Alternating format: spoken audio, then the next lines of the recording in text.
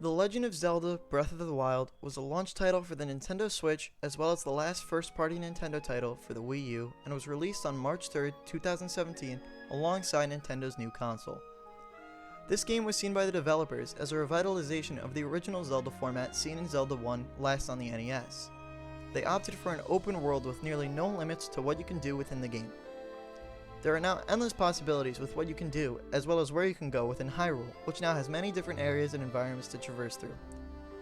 Whether it be the fiery hot Death Mountain, the dry wasteland of the Gerudo Desert, the frozen tundras of Tabantha and Hebra, the lush woods and forests of Faron, the plains of central Hyrule, or the sandy beaches and ocean in Loreley.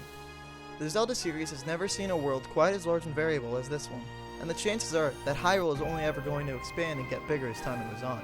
This world was seen as such a groundbreaking achievement for Nintendo due to its pure scale and detail that it seems very likely that they are just going to reuse it for the sequel to Breath of the Wild, and maybe even expand upon it to only increase the scale of the world as I mentioned earlier. But back to the Hyrule scene in Breath of the Wild, how much is there to complete in this world? Well, that question has an easy answer. There's a lot. So much so that most, if not all players that choose to complete the game, opt for using a guide or internet help rather than completing it all on their own. But there is also another question now. How easily can you complete The Legend of Zelda Breath of the Wild without using any guides or internet help? God, I think I'm the only one crazy enough to do this. Before I get into the gameplay side of this review, I quickly want to go over the story of Breath of the Wild. The story of Breath of the Wild is a simple yet complex one that isn't seen through live experiences throughout the game, but seen mostly through 18 different memories that can be obtained by going to certain places that Link and Zelda visited together 100 years prior to the events taking place within the game. There are 5 more memories you can unlock if you purchase the DLC, and these memories show you how each champion came to be the champion they were. Throughout all of these memories, we learn that the return of Calamity Ganon was known about and prophesied for centuries. We also learn about how close Link and Zelda are, and how their duties with stopping the return of Calamity Ganon affected their lives 100 years ago. Their duties were to work with the other champions, who were appointed to pilot the Divine Beast and face Ganon head-on once and for all. We see in later memories that their plan fails, and all of the champions die within their respective Divine Beasts as Ganon took over most of the Sheikah technology they were using to combat him with his malice. As Guardians began to fight against the Hylians, Link and Zelda fled to the woods within Hyrule Field, where Zelda breaks down seeing her kingdom in ruins, and knowing the demise of all of her friends and family. They continue to run until Link falls to a Guardian while protecting Zelda. Her powers finally awaken and she is able to stop the Guardian from finishing Link off. She then orders 2 Sheikah foot soldiers to take Link to the Shrine of Resurrection, while she goes to return the Master Sword to its resting place in the Korok Forest before going to the castle to face Ganon head-on for the next 100 years alone, while she waits for Link to wake up and help her finish him off for good. Now this story is similar to nearly all Zelda stories, except for the fact that Zelda is seen more as a fighter and a hero in Breath of the Wild than any other Zelda game. She plays more of a crucial role in the fight against Ganon rather than merely playing the role of the princess that needs saving. Outside of that change, there really isn't anything new or grand that was added to the story of Breath of the Wild. If anything, the story is the most lacking of any substance in any Zelda game. Even the original Zelda game had more story hidden away within the little user manual that came with it. The other day when I was streaming to get gameplay for this video, go follow me on Twitch by the way, the link is in the description, I realized something after watching one of these memories. The game is just oddly philosophical. For a story with very little substance, there's a lot of message to be uncovered. When I realized this, I thought of how Zelda has to deal with the pressures of being the princess who is supposed to save the kingdom, as well as being herself and living the life that she wants to lead, as well as the one she is destined to. She has to deal with her inability to unlock her powers before the arrival of Ganon, despite her putting all of her effort into it for her entire life. She has to deal with the guilt that she is the reason that everyone dies, and that her not being able to unlock her powers until last minute made her consider herself as weak. There is a lot of character development that does not directly have anything to do with the actual basic story of the game, or can be directly seen or heard in the cutscenes, but it all adds detail and emotion to an otherwise bland and stereotypical story. Every character has something to deal with within their personal lives. Link has to deal with the pressure of living up to the expectations of his father and becoming a royal guard, as it's all he's ever been told to do. He has to deal with whether or not he becomes his own person or just a successor to the family line. Mipha has to care for her brother Sidon, as well as deal with the responsibility of being the princess of the Zora. Daruk has to deal with his responsibility as leader of the Gorons, and Urbosa has to play the role of Zelda's mother figure or guardian, as Zelda's real mom died when she was just a little girl, as well as her responsibility to lead the Gerudo. And Revali's just, Revali's just a snobby little chicken wing. Good luck sealing the darkness! There is an overwhelming theme of succumbing to what the world expects you to do or defying it to forge your own path, which is something that can also be seen through the gameplay, which is where I feel the entire story shines through the best. You can see the aftermath of Hyrule after 100 years of Ganon taking siege on Hyrule Castle. There are ruins everywhere and very few villages left. The world feels so natural and rural despite the advanced technology that some of these people possess. The world itself also deals with this theme of succumbing to the pressure of the world or forging your own path, as the gameplay leads you not to follow a set linear path like most other Zelda games, but to forge your own path and experience your own journey different than any other player will. The theme of personalizing your life and its experiences is really reflected in every aspect of the game, especially the subtext, which is where the story of this game shines through greatly. With this theme going as far as the entire game itself fitting into it, as it goes against the said Zelda format to forge its own path with a new, non-linear story progression and an open world. The subtext of Breath of the Wild is better than the rest of the story, but I feel that this is what saves the game from having a boring story to one that people can relate to or get emotionally connected to, regardless of how simplistic or lacking it is with actual content. The subtext and the visual aftermath of the Great Calamity breathe new life into an otherwise boring story. The use of very little to convey so much is a great example of how Breath of the Wild is near perfect storytelling and artistry by Nintendo. It's just a little disappointing that the best parts of the story can only be uncovered after the player puts effort into discovering it, rather than seen clearly throughout the game. The story also feeds directly into the gameplay of the game, as once you start a new file, the game begins with a cutscene of Link waking up 100 years after the Great Calamity with nothing but his underwear. As the player, you obtain the Sheikah Slate and you're thrust into the largest version of Hyrule with no knowledge of anything that has happened or of what is about to come. Walking out of the Shrine of Resurrection, all you can see is open land stretched out to the horizon, filled with countless things to do and explore. As you go through the world, you see the aftermath of the Great Calamity, and as you progress and gain more of the memories, it all becomes clearer of how the world itself is more than just a playground for the adventure, but a means of completing the story. The story continues to drive the gameplay as you have to take control of the divine beasts within each species village. The Gorons in Goron City, the Zoras in Zora's Domain, the Rito in Rito Village, and the Gerudo in Gerudo Town. All of these different species had one champion in the past. The Goron champion was Daruk, the warrior Goron champion.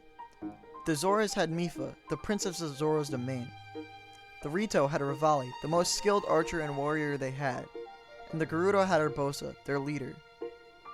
You work with the descendants or families of these champions to regain control of each respective divine beast. After getting these colossal machines back onto Hyrule's side, being piloted by the souls of the deceased champions, you head to Hyrule Castle to defeat Ganon in a head-on battle for the future of Hyrule, armed with Link's memories of the past and the desire to save Zelda from a century-long battle. Now with the plot and narrative of the main quest out of the way, how easy is it to complete all these tasks? Starting off, I want to talk about the Great Plateau and how it passively teaches the player almost everything in the game through simple experimentation and experience with little to no actual direct guidance. This can be seen in the way that the player is taught about the weapon system within the game. Right out of the gate, there are 3 very weak weapons of different weapon varieties for the player to experiment with. These 3 weapons being the Tree Branch, Woodcutter's Axe, and a rusty broadsword, all right outside the Shrine of Resurrection. The player will use these weapons on the weak enemies around the plateau, such as the Chews or the Bokoblins, and they'll quickly realize that these weapons can break pretty easily at that. And there are stronger weapons that can be gained from enemy drops, such as the Boko Bat or Boko Spear, and this only continues as you progress throughout the game. This is one example of how the plateau utilizes passive learning to teach main gameplay mechanics. Others that fall under this category include climbing, sprinting, stamina management, picking up arrows shot by enemies, playing with fire with wooden weapons and torches, Korok seeds, and grabbing small creatures like fish and bugs, as well as plants and fruits to use for healing. This complements the game's core design philosophy in that there are no mandatory and boring tutorials to sit through. No long and unskippable stretches of dialogue explaining how to play the game. This feeds really well off of the design of the game, allowing the player to learn through their experiences and free will. This is an example of how the game's essence of pure exploration leads the player to learn on their own. The rest of what the plateau teaches you is actually taught to you through the old man and the small quests or objectives he gives you. He teaches you how to hunt the boars within the forests, to chop down trees using an axe or other weapons, to use vantage points to scout out areas. He teaches you how to access shrines and how to cook food, some even with buffs, and wear weather-resistant armor for the correct situation and climate. He explains how the Sheikah Slate has a map, how to use the Sheikah Scope to mark different objects, and how to use the game's fast travel system to teleport to shrines and towers, as well as few other major landmarks. Actually, speaking of the Sheikah Slate, I just wanted to say that it is probably the most important item in the game, next to the paraglider, as it is Link's replacement for his item pouch, dungeon maps, dungeon items, and the companion that Link always had throughout nearly all previous Zelda games. It's also used for tracking quests, quest progression, map markers and objectives, activating shrines and towers, tracking percent game completion, and opening chests. The Sheikah Slate is always somehow involved in nearly every facet of the game, making it one of the most versatile and helpful items that the series has ever seen. Now, back to the old man. He is the key to teaching gameplay in a natural and subtle way that most players won't even notice or get annoyed by, like most other tutorial sections of games do to players. It all feels so natural to interact with him and listen to what he has to say or teach you. The design of both the passive learning and the old man giving aid to players leads to most players understanding most of, if not all, the game's core mechanics by the time they leave the Great Plateau. Some other things that are learned on the Great Plateau is how the game's armor system works, with larger numbers meaning more strength, and how the weapon system works the same way. This includes swords, shields, and bows. On the topic of bows, it is very likely that most players will come off of the Great Plateau with the knowledge of bullet time, as it is a likely occurrence that many people would try to discover it by accident when falling and wanting to shoot something with an arrow. The only thing that might not be easily taught on the Great Plateau is shield surfing, which can be learned later in the game anyway, as it is non-essential but helpful in getting around faster on downward slopes, and is taught by a couple NPCs throughout Hyrule. As a last note to the Great Plateau, something that is really interesting and really amazing about it is that regardless of what you find out you can do, or what you're told you can do, you're never told what you can't do. This speaks really well to the game's design of a system with limitless possibilities to the player. Now, all of this is the reason why the game is so easy, albeit lengthy, to complete. All of the systems that are introduced on the Great Plateau only expand as you play the game more and more. There is so much to do and it takes up so much time, yet it's all so immersive due to the high level of choice and decision making you have in everything you do. The game doesn't force you to do anything, and everything you do is based off of your own free will and decision making, and that's why it's so immersive. You feel like you're actually a part of this world rather than just simply playing a game due to how your input in the world actually means something. There's no forces controlling you or what you can do in the game, almost like there's no higher power directly making decisions for you and guiding your life. You make your own decisions and that's it. The decisions you make are yours and not the game's. This all leads to a highly immersive experience which leads to easy completion as long as the time is put into it. Now, right at the beginning of the game, the first quest you get on the Great Plateau is received after taking a few steps out of the Shrine of Resurrection. You hear Zelda's voice and she tells you to head for the point marked on the map on your Sheikah Slate. A small marker will appear on your map, and upon arriving there and interacting with the pedestal, you will erect all 16 of the Sheikah Towers throughout Hyrule. These towers are one of the first things to complete within the game and are the most natural and easy to complete in my opinion. Each tower unlocks the map to the region it is in and can also be used as a fast travel point and a vantage point to scout out the regions for shrines and other landmarks. All of this is crucial for game progression and game completion, as these maps are topographic maps that can be used to spot areas where important things can be hidden, such as shrines and something else that I'll talk about a little bit later. Using these maps in combination with the Hero's Path feature allowed me to pinpoint all the areas I haven't been to, so I can go there and search for any missing collectibles I have yet to find. The Hero's Path is a feature on the map that allows you to see everywhere you have previously been. By looking at where you have been, you can deduce where it is you still have to go to look for any hidden items left for you to collect. This allows you to see things that are new and interesting experiences while still hunting for collectibles and being efficient. The only major downside to this is that after a while, this might begin to feel like a grind. Looking for things on a nearly full map and being unable to find anything for hours on end can be disheartening, but the feeling of finding something after that long of searching only makes the fulfillment even greater to the player. Being rewarded for hours of exploration with the reward you sought the entire time, there just aren't too many other feelings like that in games, especially when guides are used. The only comparable example in modern games that I could come up with is shiny Pokemon, a very rare, alternate colored form variation of a Pokemon that many people, including myself, hunt. Back to the plateau, after you complete the first quest and unlock the first tower, the old man appears and tells you about the shrines. Shrines are like small little mini dungeons that are all over Hyrule. There are 120 of them around the map with different challenges to complete inside of them. Some of them even have challenges that you have to complete in the overworld to gain access to the shrine. These shrines are usually blessing shrines and or also associated with shrine quests or a really well hidden shrine. Other shrines include puzzles that you have to complete within the shrine itself.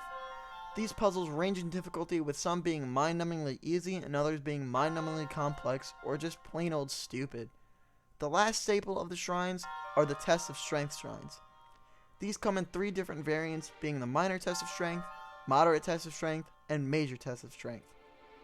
Regardless of the tasks that you need to do to complete these shrines, all shrines have at least one chest within it. Opening up all of the chests within a shrine will give you a small chest icon next to the shrine on the map. These are helpful for tracking progression of shrine completion. Now, with all of that out of the way, every shrine ends the same way. You interact with a monk who then grants you the chosen hero, a spirit orb. Spirit orbs are items that can be traded for either heart containers or stamina vessels at goddess statues, with each of the items requiring 4 spirit orbs each.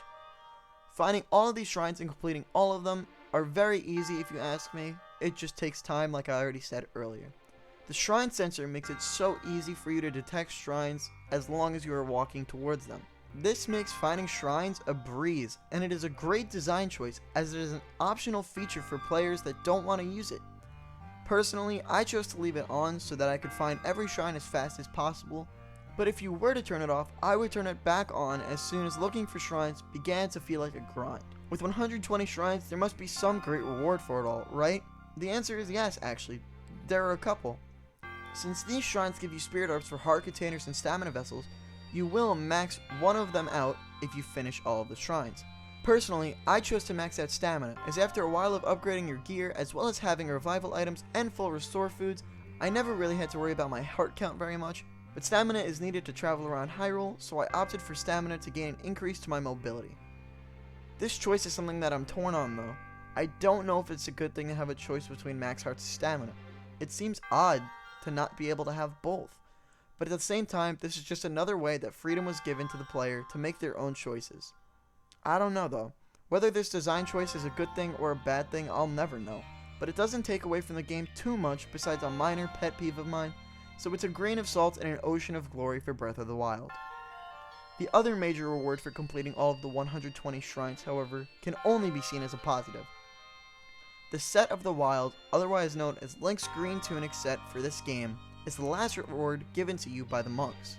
After you finish the last shrine, you will be told to head to the Forgotten Temple, where there will be 3 chests waiting for you in front of the largest goddess statue in the game. These chests contain each piece of the Wild set. This set is one of the strongest in the game, as well as one of the best looking, if you ask me.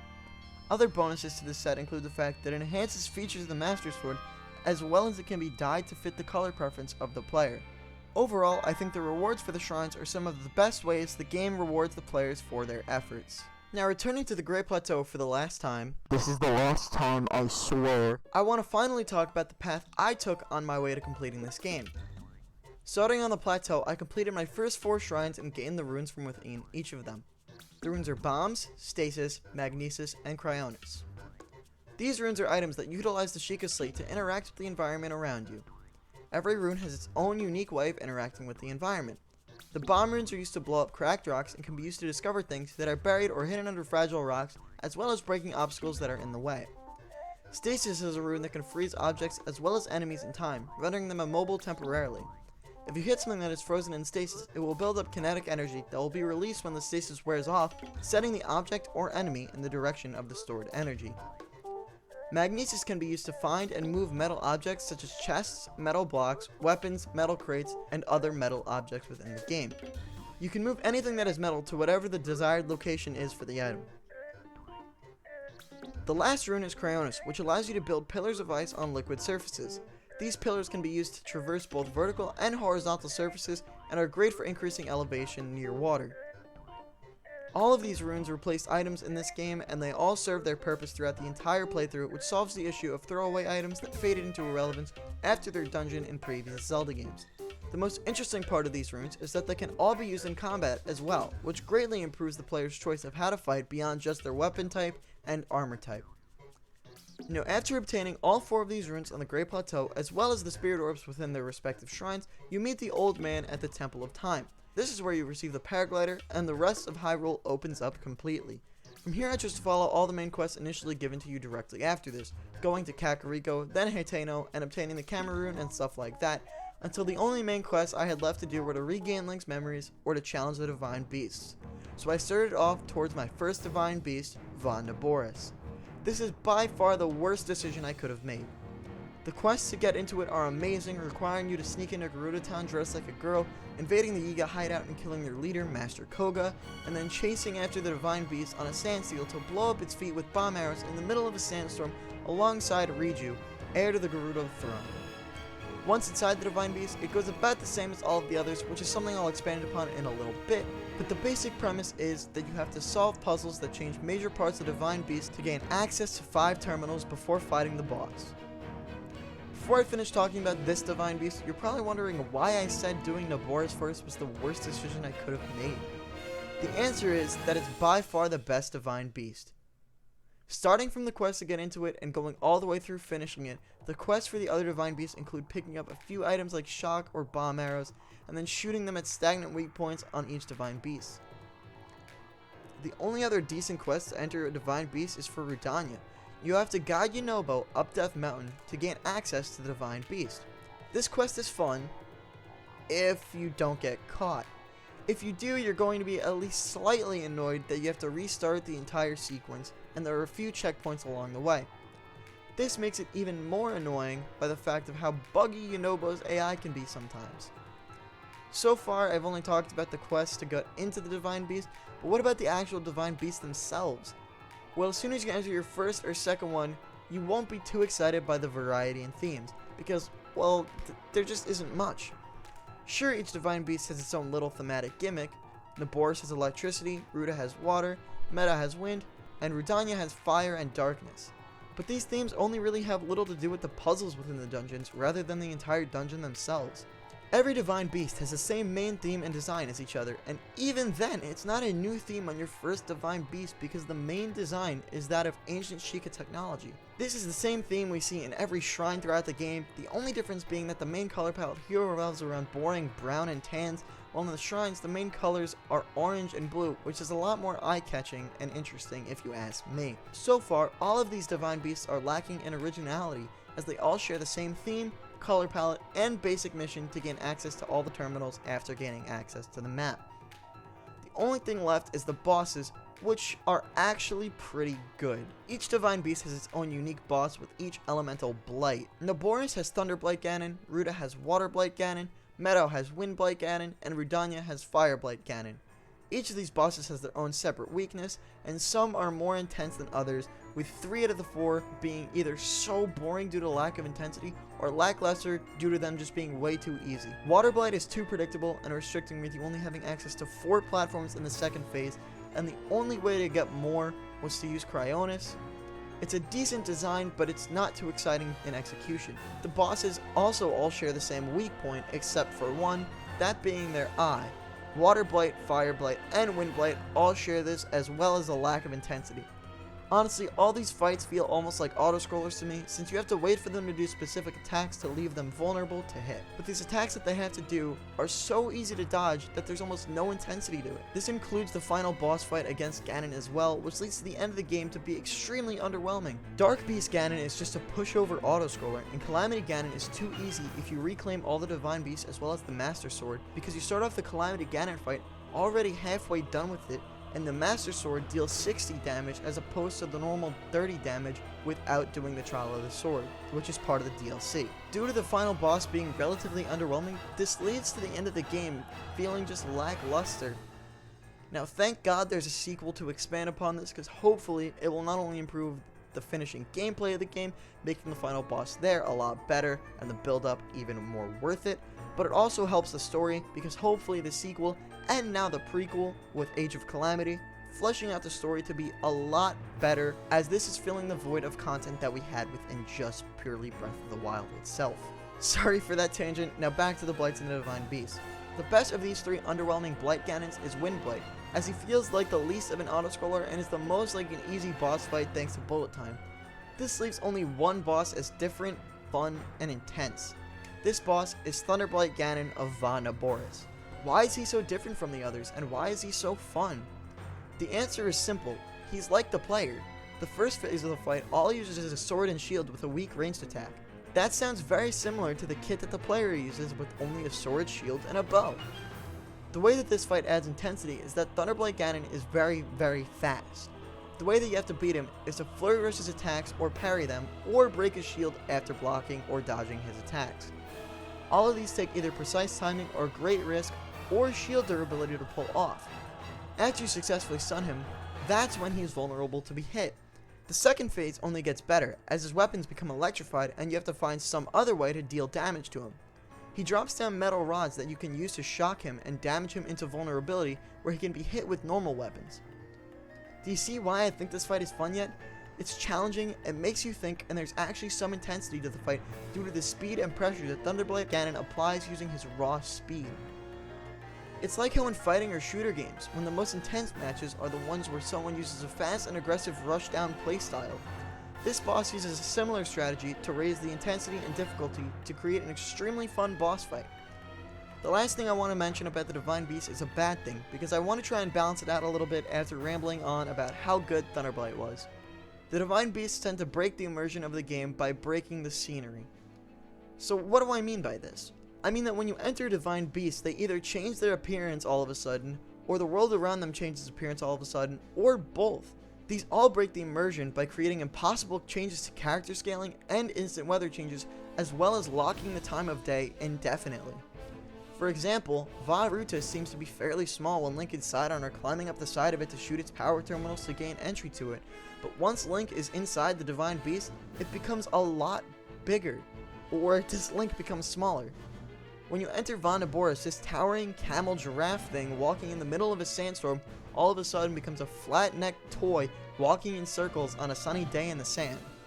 These small details only hurt the experience of these Divine Beasts by taking away from the immersion of the player.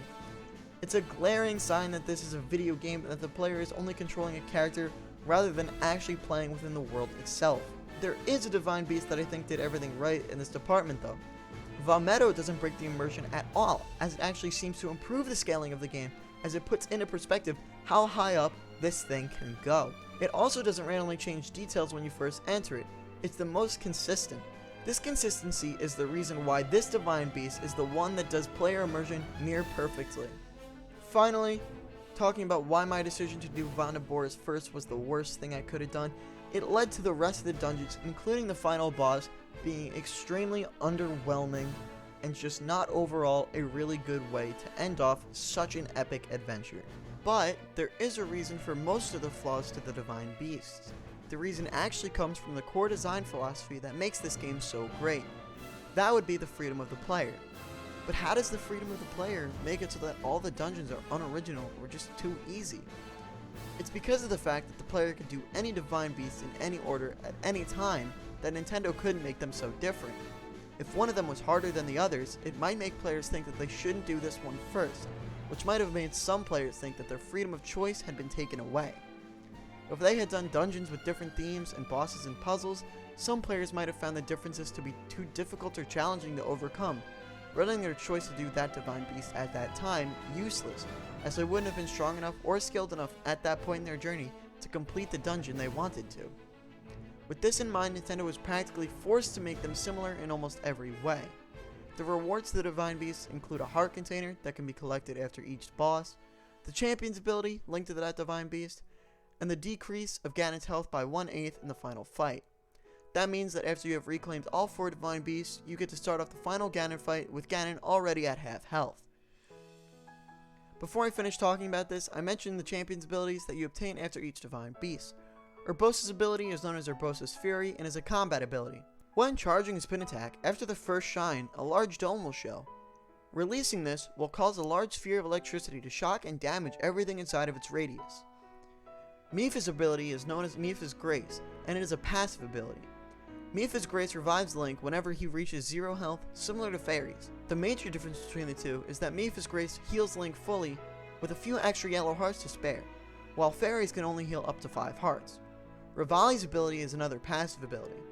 Revali's ability is known as Revali's Gale, and it can be used to create updrafts to glide up to reach higher points on mountains, to make climbing in the rain easier. Speaking of rain in this game, it is torture and they should have gotten rid of it before they even added it. And lastly, Revali's Gale can be used to activate bullet time in combat scenarios to quickly and safely deal large amounts of damage, similar to a Flurry Rush, but with the added benefit of extra safety due to the slowdown of time and enemies. Finally, there's Daruk's ability. Daruk grants a defensive ability known as Daruk's Protection. This creates an all-encompassing shield around Link that automatically blocks 3 attacks as if a perfect parry were performed. After taking 3 hits, the shield drops and has to recharge. All of these abilities have limits and have to recharge after using them, but the most common one is Daruk's Protection, so by the end of the game, you'll be hearing this in your sleep. Daruk's Protection is now ready to roll. With the Divine Beasts completed, you can also unlock a few shrines that might have been locked behind them, but other than that, there really isn't too much left to complete within the main game. Besides the DLC, there are only 2 more things left to complete. These 2 things just so happen to be the 2 largest parts of the game's completion. The first of these 2 being the Hyrule Compendium. The Hyrule Compendium is a collection of photos of all the weapons, objects, enemies, and animals you can see throughout Hyrule. This means that as you see different animals and weapons in Hyrule, you have to take pictures on the Sheikah Slate, using the camera rune that you got after your first Sheikah Slate upgrade at the Hateno Ancient Tech Lab. This makes the game sort of Pokemon Snap-esque, as you go around and explore almost always with the camera rune on hand to snap a quick picture of anything new. Personally, I found this to be a very easy thing to complete, as I just took pictures of everything new that I saw as I went along without too much thought into it. The only thing I realized was that I didn't take pictures of the bosses. Because of this, I found out that you can buy any pictures that you're missing from Simon in the back of the Hateno Ancient Tech Lab. After I found this out, I just bought all the pictures that I had left, using the rupees I had collected throughout my adventure. Overall, this was a really fun and lighthearted task that helped me with immersion, as seeing new things and successfully taking a photo of them was exciting. Sometimes I would even just take pictures of things I had already seen just because I thought it was a cooler shot. This is a small detail of the game that can be easily overlooked, but is well worth it to try and have fun with. Another feature of the camera rune is the access to the memory photos. I've talked about the memories a decent bit, but I didn't talk too much about how you actually obtain them. Once you unlock the camera rune, you'll also unlock some photos that you can't delete off of the Sheikah Slate. These pictures are photos that Zelda took 100 years prior at locations that hold significance to the story. The goal is to find the locations where the picture was taken and to go to them. Once there, you will see a circle of light showing that a memory can be collected there. Overall, these memories are easy and fun to find as they aren't too challenging, as each picture has a major landmark to use as a vantage point to scout out where these memories can be. There are about 2 or 3 of them that were a little difficult to find, but overall, they really weren't anything too crazy. If you do have trouble finding any of the memories, the game actually has a way to help you. There is a man named Pakongo who paints in many different locations around Hyrule. If you find him, talk to him. He'll look at one of the memory photos depending on where you're talking to him, and then he'll tell you where that photo was taken to help guide you towards the memory. After collecting all of the memories from the pictures, there's one last secret memory to unlock from the painting in Impa's house. This is probably the easiest memory to find because the picture depicts a fairly obvious location, but despite how easy it is to find, it's probably the most important memory as it shows Link dying, trying to protect Zelda, the awakening of her sacred power, and Link being taken to the Shrine of Resurrection. The memories only serve to enhance the immersion into the world as you get more invested into the growing story and emotional plot. Now, with all that out of the way, there's only one last thing to talk about. Last, but certainly not least, is the one thing I avoided talking about until now. It's what most people would probably consider the most annoying part of the game when it comes to completion. The Korok seeds. Why are these little things so annoying, you might ask? It's because there's a lot of them. But how many, you might be asking? 900. There are 900 of these little things. If there are so many of them, then they must serve a really good purpose, right? Well, I guess. The purpose they serve is to give them to Hestu to allow him to upgrade the available space within your weapons inventory, upgrading either the weapon stash, shield stash, or the bow stash. The issue with that is that the inventory spaces can only get so big. You only need 441 seeds to max out your inventory, making more than half of them nearly totally useless. They only serve one other purpose, which is getting a big seed from Hestu, known as Hestu's Gift. Is the reward worth it? No, not really. Unless they do something with it in the sequel that makes it a good item to have gotten. But for now, the reward isn't worth it. But I would still say getting all 900 of the seeds is worth it, or at least most of them. As annoying as these little sticks are, I found it very rewarding to find them all, as it gave me this feeling of accomplishment, that I did this all on my own. This is a feeling that games would never have given me had I chosen to use a guide. Also, hunting down these seeds was a great excuse to spend more time immersed in the world. Looking through every nook and cranny for a seed really gave me a new perspective on the detail and beauty in it. And contrary to what I've heard on the internet, I found it all to be a lot of fun. Finding all these seeds and solving all their little puzzles, although repetitive, never really got boring for me. The thrill I would get every time the Korok mask would go off, signifying that I was near an undiscovered seed, was a feeling that I could only equate to finding a shiny Pokemon. The thrill only grew the fewer seeds I had left to find. The Korok mask is something that was really helpful in the search for all the seeds, and if I'm being honest, it was essential for me to get all the seeds, as I otherwise would have skipped out on at least 100 of them throughout the course of the entire game.